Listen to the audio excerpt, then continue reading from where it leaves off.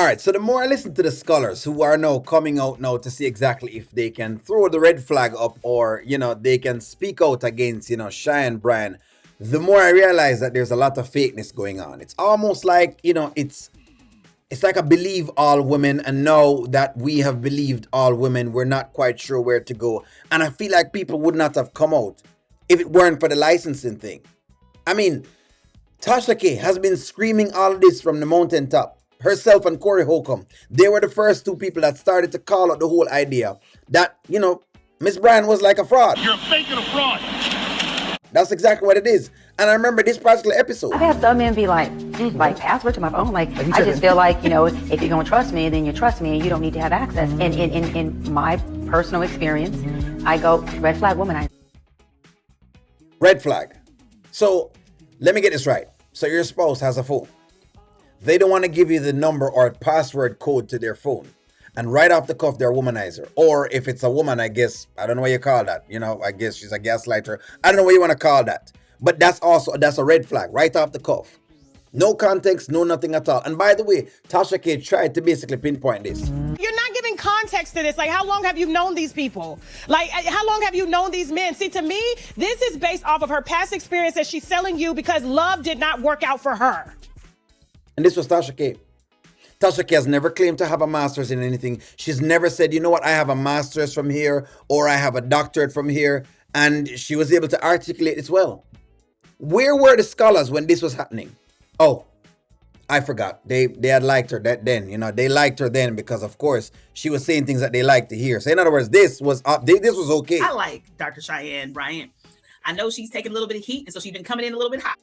All this nonsense advice was okay. No one threw the red flags up when this was going on. The red flag is only up now because it starts to mess with people's money. I distinctly remember her being on Paul Pierce's show. And he's one of them who basically called her out at that point in time. But now he's singing a whole different tune. It's as if maybe he's a part of the rap sheet or the pay sheet. I don't know how it is, but some way, somehow his views has changed. You have to listen to what she said because I'm like, yeah, maybe she isn't a credentialed doctor like everybody else is who's in this space, but she's made a lane to where she became famous off of being in this lane. See, what Pierce don't understand is that that's not the deal, Pierce. That's not it. It's the claiming that you're a doctor to use the credibility of the doctor to be able to get people to listen to you. That's the problem. That's what it is. But he don't quite get that. And so many people want to do it. And she said, I heard her, she said, I created my own lane. Did you hear that part? She created her own lane to where, listen, if people are going to listen to my advice and I can change lives and I can help you go from a negative to a positive regardless of my credentials.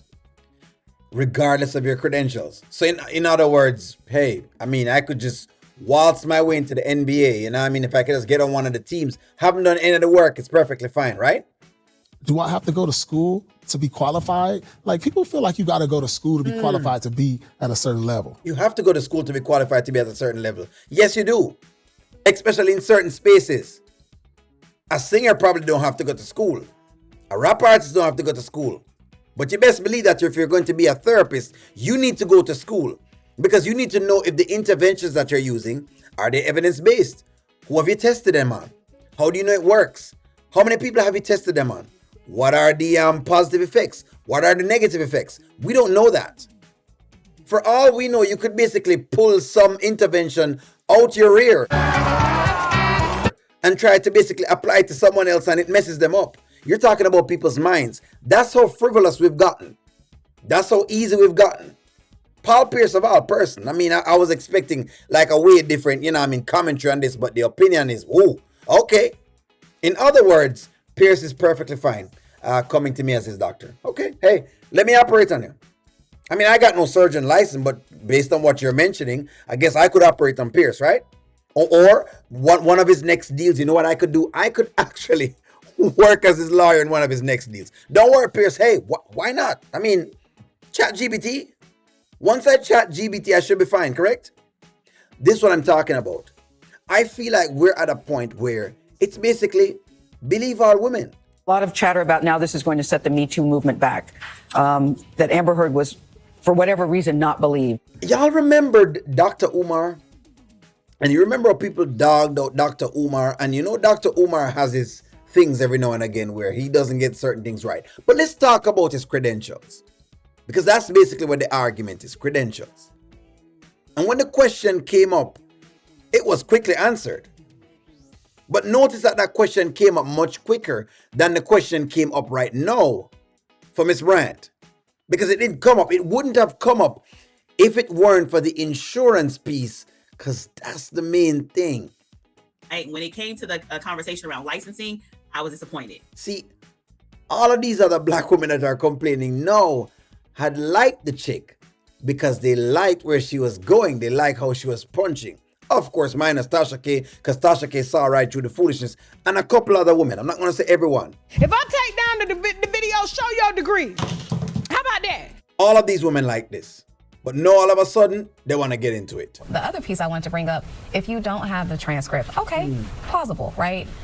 Do you have a picture of your graduation day? Do you have something? Nobody walks across the stage and doesn't take a picture of those 3 stripes on your cape, you know what I mean? And so you do realize that Dr. Umar had to talk about what he had and where he went, right?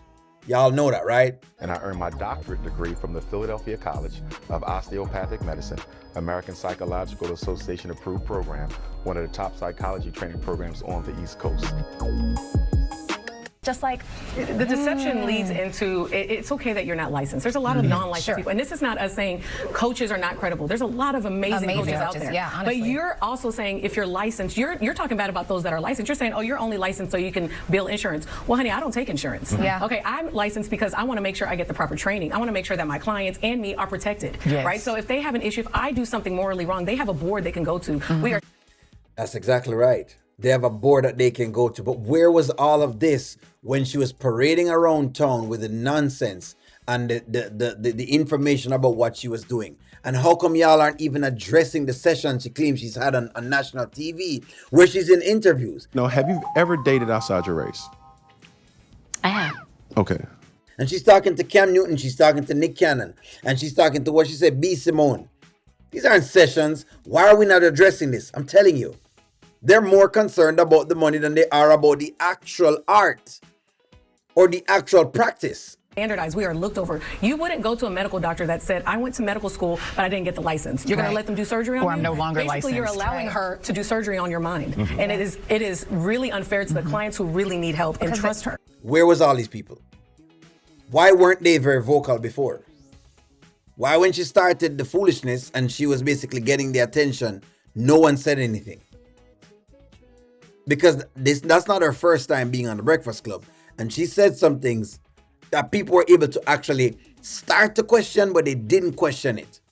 And I believe they didn't question it because it was a believe all woman case. That's exactly what it was. I'm just watching the pattern and I'm just realizing that the outrage seems a little bit fake because these same people were around, but they said nothing then, but they're saying something now. Give me a take. Like, share, comment, subscribe. I'm going to talk to y'all soon.